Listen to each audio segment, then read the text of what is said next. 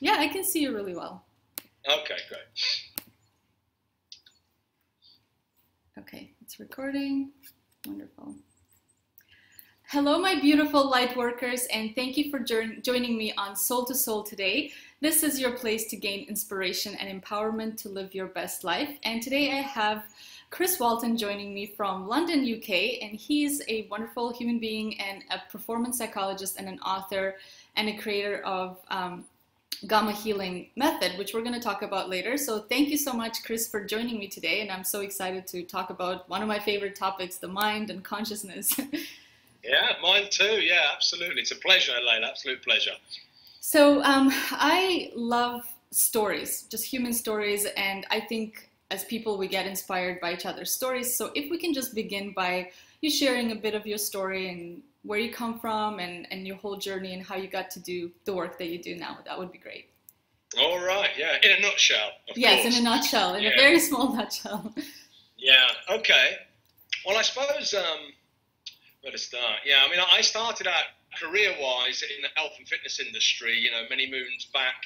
I was a health club manager and personal trainer in England in the days when Madonna was about the only person to have a personal trainer. You know, it was very early days here. And I got to work with some professional athletes. It's just sort of mid-90s, got to work with some professional athletes. And I was also seeing my clients, you know, twice a week, every week, for years and years and years, you know. And that, over a period of time, the athletes and working with people one-on-one was a real insight for me for two reasons. Is one, with these athletes, and these were professional squash players that used to come from to the health club, and they were world man and woman world number one, majority of the top 10, you know, so these were the top people. But what fascinated me in those days was that the skill level was more or less the same, the fitness was a given, they were all elite athletes. But when it came to performing under pressure, it was the mindset, you know, the people that could hold it together, hold the focus, hold the concentration, get in the state of flow and let their skill and fitness come through that kept winning the tournaments. And that fascinated me, you know. And so there's a combination of that and then training people. It's very interesting as a trainer, if you're a decent trainer anyway and you're good at listening, what people tell you, you know, week in, week out, when you're training people. They tell you all sorts of things, and you realise after a while, my God, everybody's a little bit mad. You know, we're all a bit crazy. You know, we're all got mad issues and resentments and angers and strange way of looking at things. You know, including of course myself. And so that led me into an interest into the mind. You know, what is the mind? What, you know, to study psychology. So I went from, you know, health and fitness science and physiology into psychology the back end of the 90s, and started studying psychology and all sorts of funky stuff, you know, and then I was really interested in the mind and I was really interested in consciousness. I was really interested in, you know, what is the mind, what is consciousness, and then the deeper questions about, well, who are we and what is our potential, what's going on here, what the hell is the world about, you know, big questions. And that sort of, I suppose those questions in a way led me on this very interesting synchronistic path as you do when you start this type of journey. And in the year 2000, I was on a retreat at a place called the Monroe Institute, just outside of Charlottesville in Virginia, which is a beautiful, beautiful place. And there was a 6-day retreat there, and the nature of that retreat was to prove to yourself that you are more than your physical body. And that was just what I was into at that time. You know, I'm like, my God, that's for me. And I went there, and they use a very specific sound technology, binaural beats in their meditation practices and their sort of mind training exercises. And I think it was a 6-day retreat, on the 4th or 5th day, I had a very clean, clear out-of-body experience. So we're lying in these booths, listening on headphones to these, you know, sounds and going through these guided exercises. And my consciousness lifted up out of my body, and I was looking down at myself in the booth. Amazing. And it lasted somewhere between, hard to say, but 4 to 12 seconds. And then I sort of jumped, and it was literally like I had been dropped from a 5 to 6 foot height into my body, and I jumped with a bounce and came back into my body and swung my legs out, moved the curtain that covered the bed where you were lying, and I swung my legs out, and I'm like, my God, you know, and it was nothing like a hallucination, or it was nothing like a dream, or it was looking like a, you know, imagination. It was a very real, tangible thing, and from that moment on, I understood, my God, you know, consciousness is not just in the head, it's not just in the brain, it's not just in the body. We're not conscious just because the brain's firing. Consciousness is everywhere, consciousness is around us everywhere.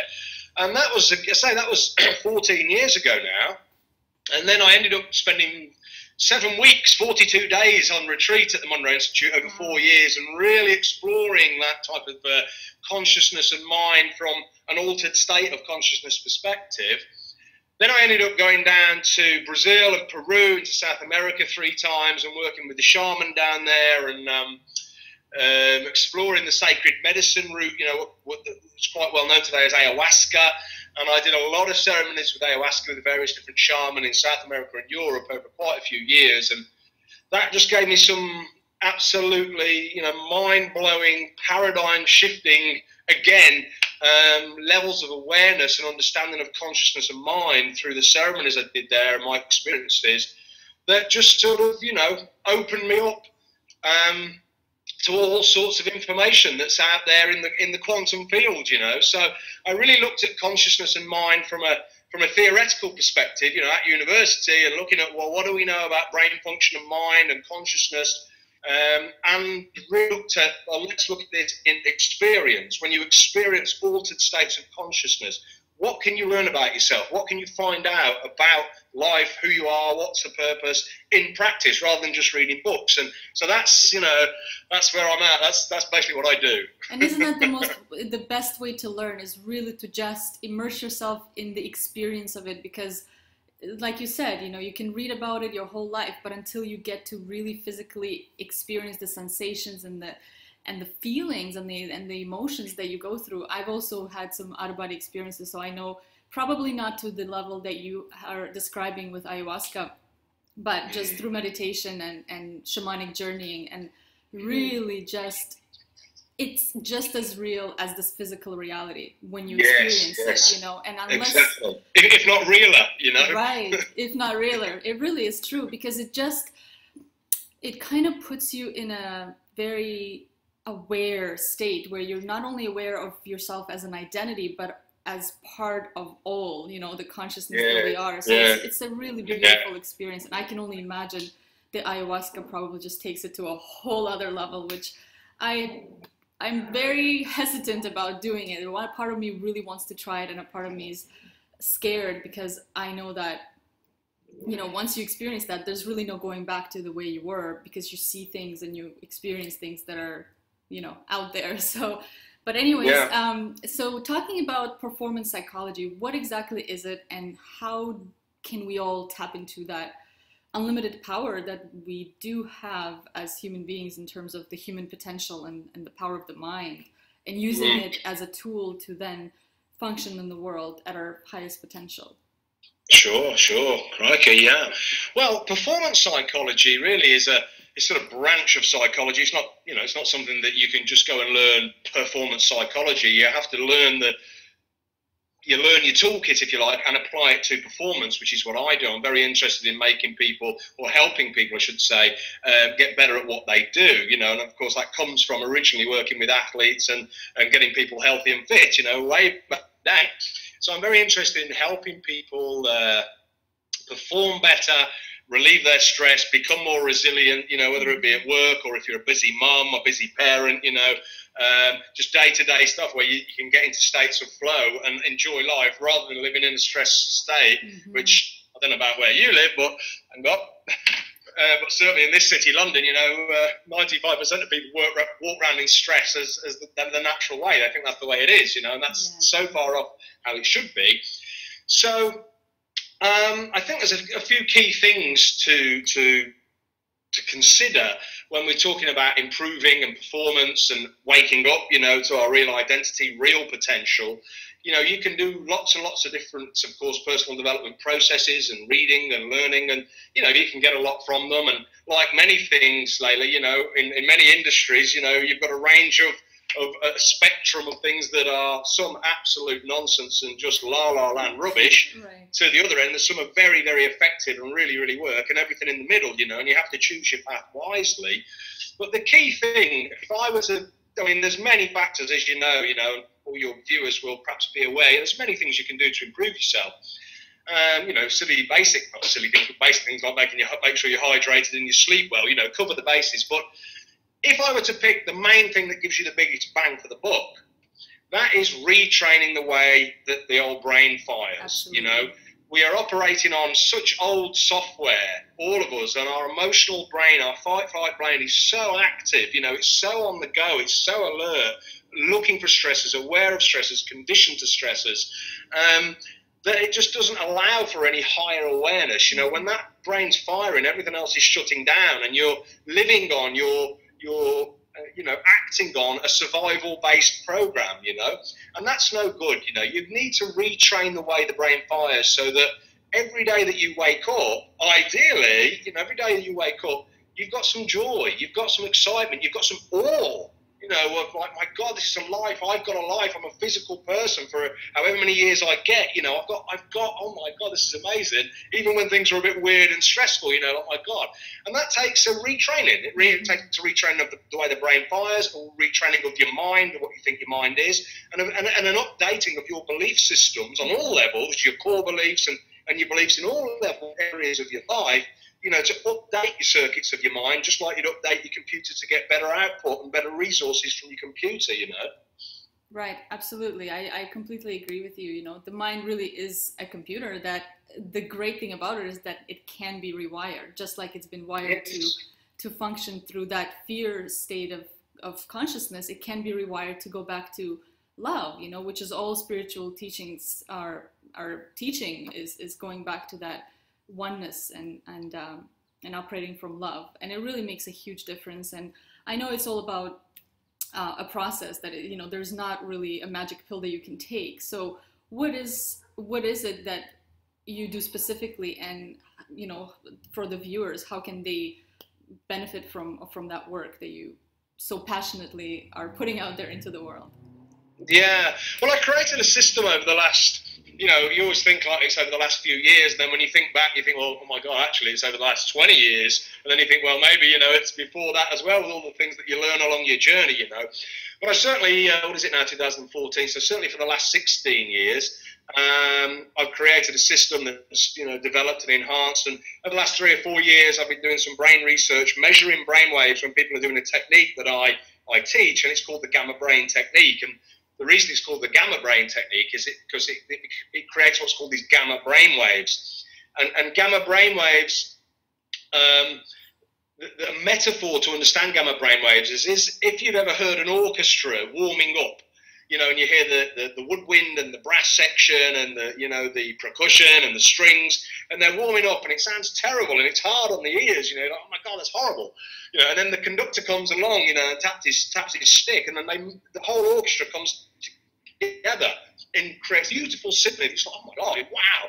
That's much like the gamma wave in the brain, you know, it binds the brain together. It makes more brain cells fire at the same time. So what I showed in this very simple technique, simple to do anyway, that you can create this brainwave signature that shows these pulses of gamma waves, which means that you're alert and awake, but underneath that you've got a very deeply relaxed body. So you're not alert and awake like in a sort of like hyper state. You're alert and awake, but very aware, but deeply relaxed. And that is a perfect brainwave signature to start updating the circuits of your mind, to start retraining the brain. And it's just something, you know, your viewers, it's in my books and on the website. I teach it for free. You know, it's a simple technique. It's got 3 components, and you just have to work it and develop it and enjoy it. And if you just do it every day, you know, over a short period of time, you'll notice that your baseline state of emotions day to day as you go through your day is less stressful, it's less anxious, it's less reactive, and that you seem to be able to just sort of stay in the moment and stay with the flow state a little bit. You know, I mean, it's not a magic bullet. You're not going to, you know, get rid of all your problems. Nobody can do that. You have to do a little bit of work for that. But you want to raise that baseline state by retraining the brain. And this technique's very, very effective at doing that because it integrates the right and left hemispheres of the brain. And because we get this gamma pulsing waves, it retrains that emotional brain. It tells that fight flight system, you know what? It's okay. You're not needed anymore. We'll control. These higher centers are in control. You know, we're then starting to develop the brain and develop the mind to a new level, rather than being driven by that primitive survival system of the fight-flight brain, you know. And, you know, you can, as I say, that's in my book, and I do a video on that on the website. You can learn that for free. Simple technique.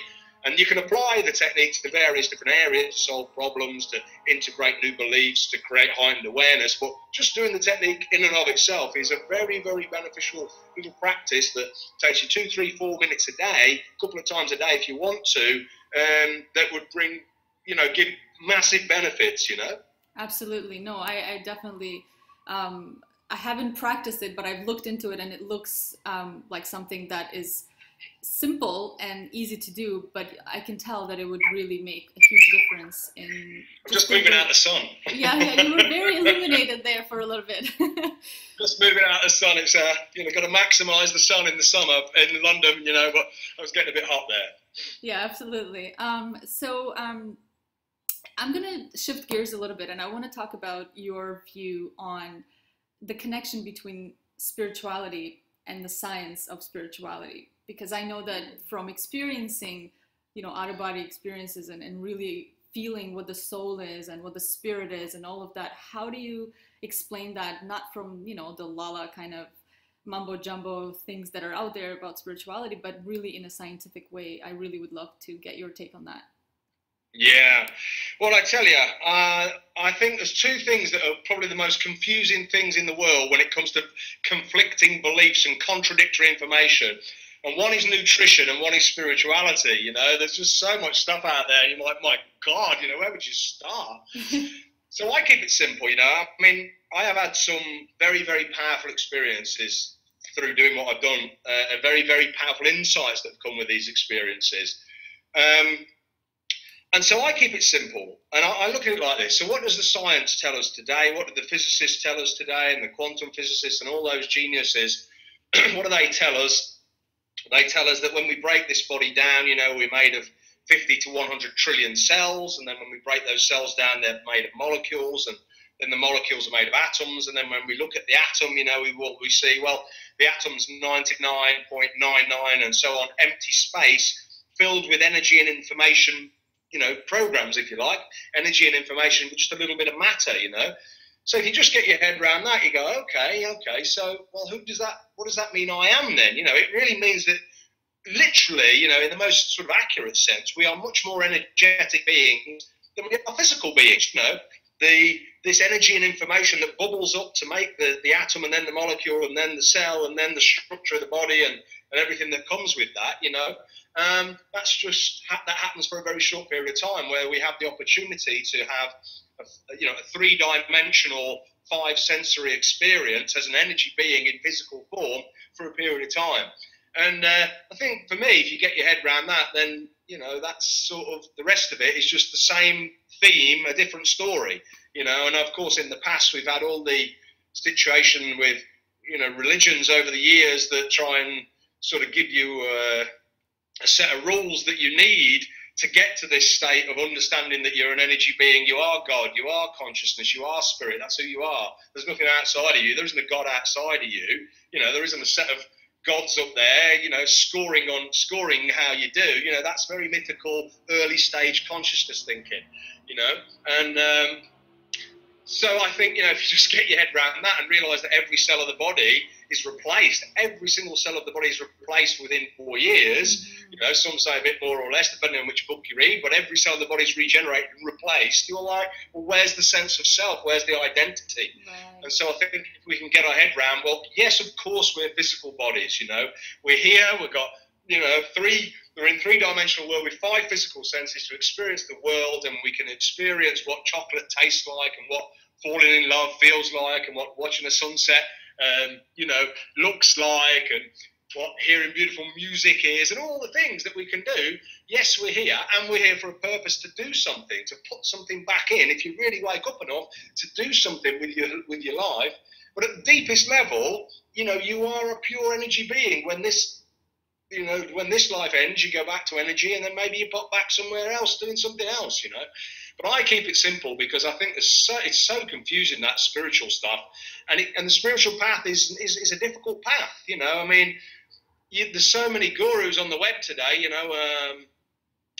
in the personal development world and the spiritual world, and there's a big difference between personal development and spiritual development. And the spiritual path, it's a difficult path. It's a hard path because as you grow more aware and awake, and you can see more, you understand more, you see more of your own shadow, you see more of the other people's shadow, you see the unconsciousness that you live around, and that's very painful a lot of the times. Absolutely. And then you have to keep going, you have to wait, you have to go beyond that, So the spiritual path can be very confusing. So I think the simpler you can keep it, and the more effective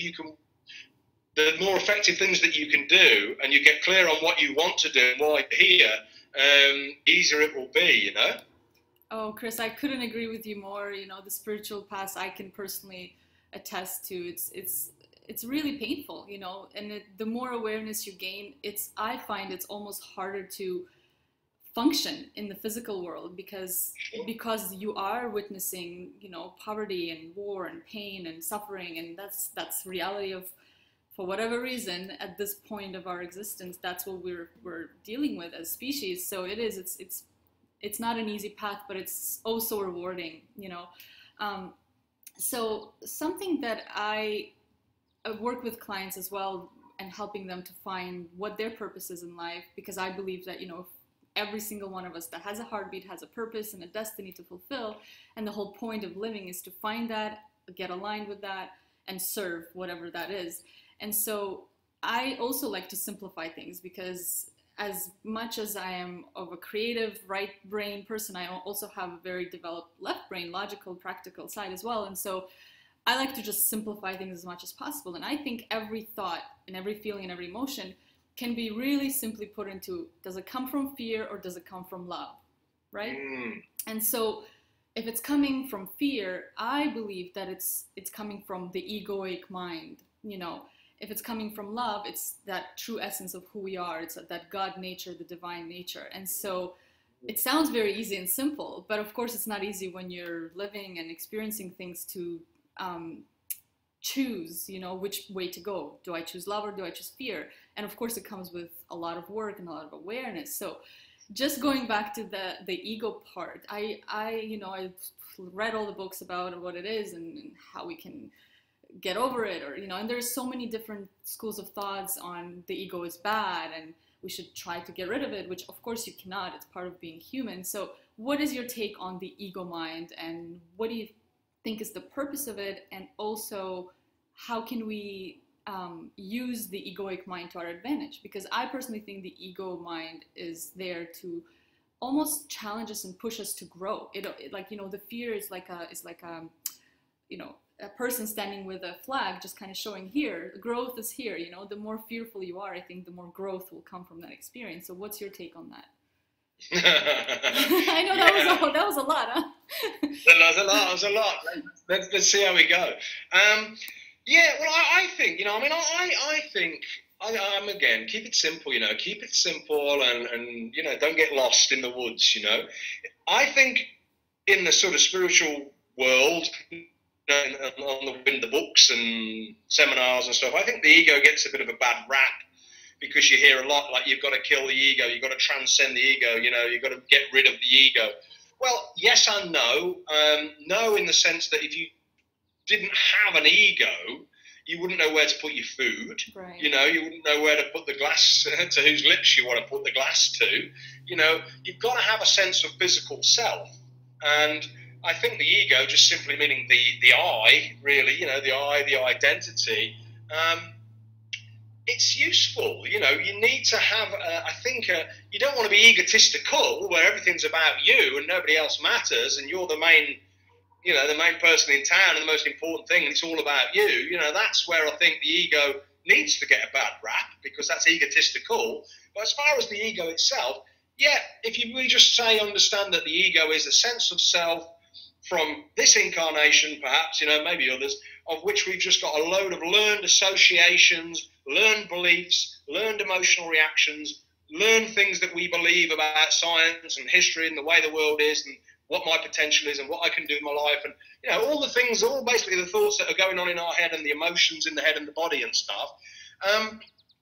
If we sort of think, well, that's the sort of ego sense of self, that smaller sense of self, if you like, Chris Walton with the personality, and this is what I do, and etc., etc. That's all right.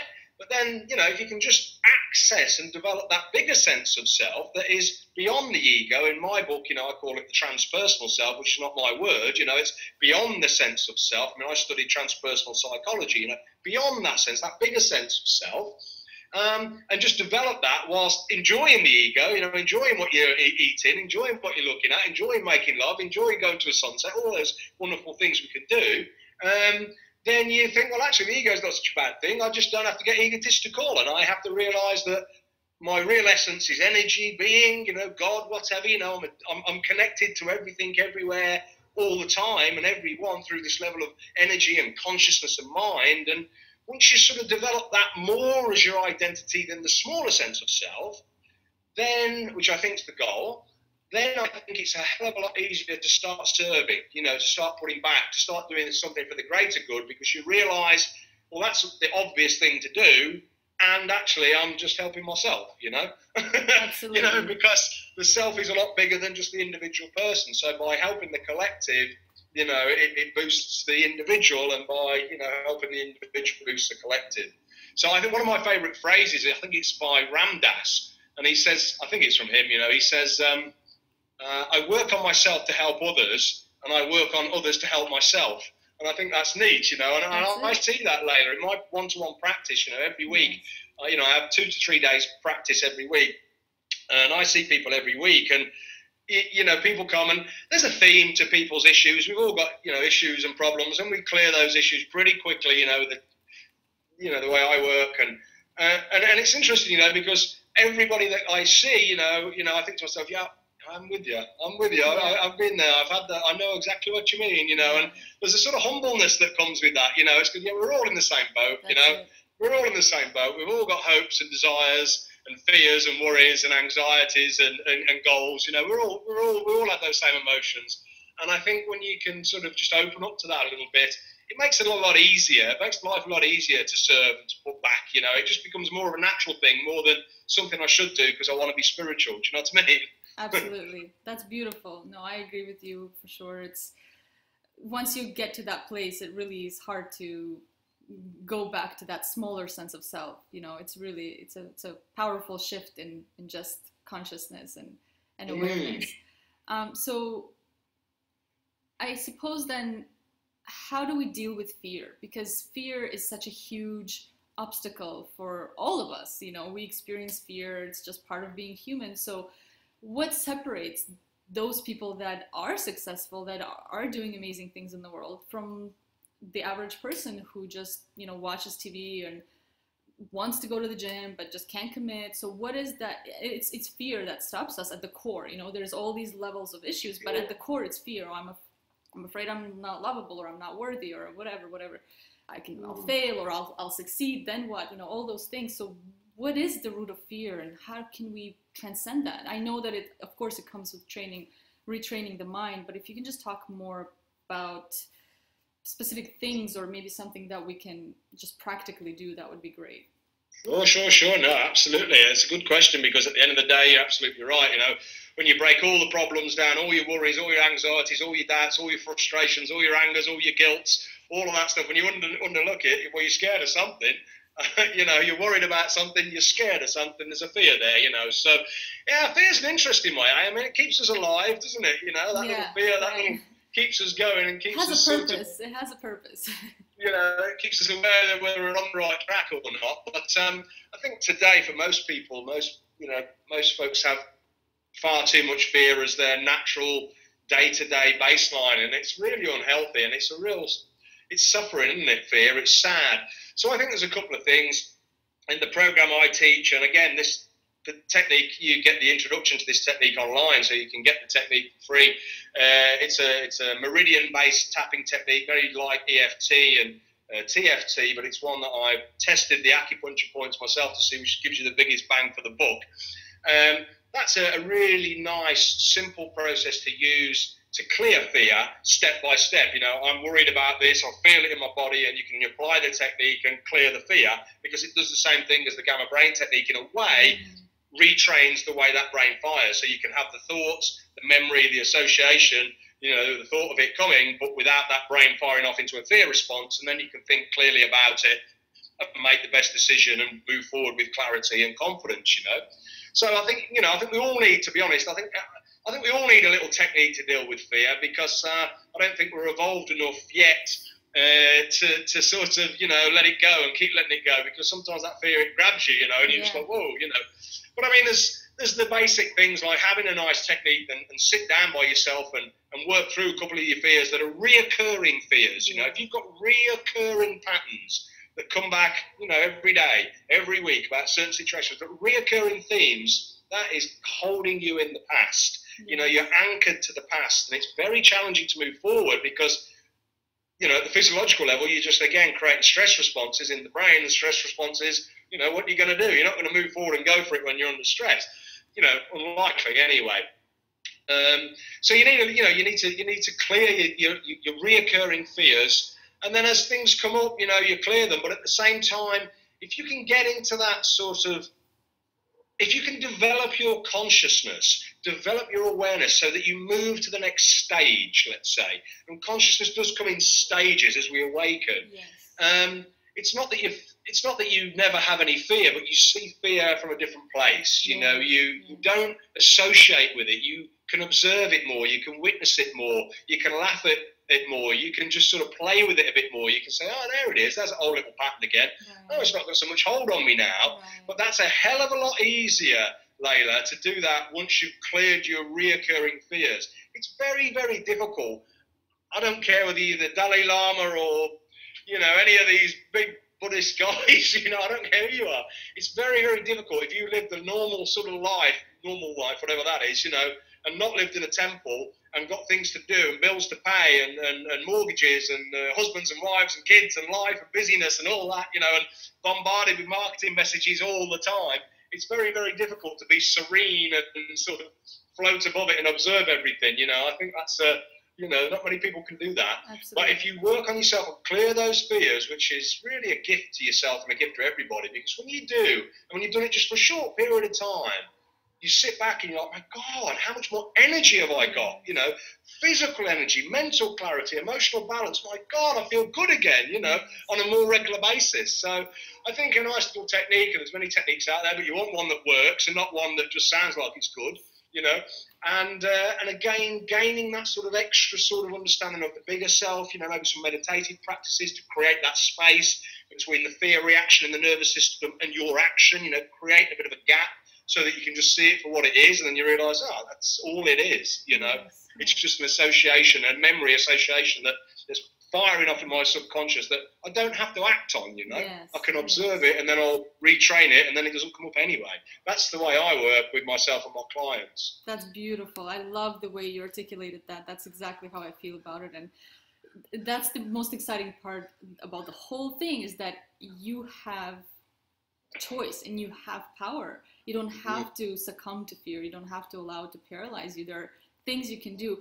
Sure, it's not easy. It sounds very simple, but it does take a lot of effort, right, and practice sure. to get there. But it's so rewarding, you know. It's truly liberating and freeing. So that's it. That's exactly the word, liberating. Yeah, exactly that. And you know, at the end of the day, if I'm winning and someone's losing, no one's winning. You know, we have to all collectively win for us to get to the next stage of consciousness. Not in our lifetime, probably, but yeah, no, it's an amazing conversation, and I'm so grateful for you to be doing the work that you're doing. We need more people like you out there, you know, who not only experience things but are teaching this, because I believe that if we can get the next generation and teach this stuff in school, you know, in maybe 1 or 2 generations, we can truly transform the world and get rid of all this immature societal things that we're still dealing with, as war and poverty and all these things and environmental issues, you know. But in any case, I'm so grateful for this conversation and for your time. And I will leave all the information of your wonderful work in the description box of the video, and all of you guys can check out the gamma brainwave techniques, and the books are wonderful, and I know you will gain lots of benefits, so highly recommend that. Thank you so much, Chris, for your time. I appreciate it. Layla, it's been an absolute pleasure. I could talk about this stuff all day, so let's do it again sometime and go off on a few tangents. Absolutely. Thank you so much. And by the way, I think what you're doing with your show is awesome. I think it's great because I think more people that are doing what you're doing is getting the message out, getting a lot of subscribers talking about this stuff of all different types of people. You know what I mean? The more people that are aware of that, just to sow the seeds and get people thinking about it and talking about it. That's the way it works, isn't it? That's the way the collective, you know, we all expand, you know, and I think it's brilliant. So I love this sort of stuff, what you're doing, and I think, you know, it's absolutely marvellous. Thank you so much. Thank you. Have a wonderful day and enjoy the sunny London. Thanks a lot. Bye. Bye.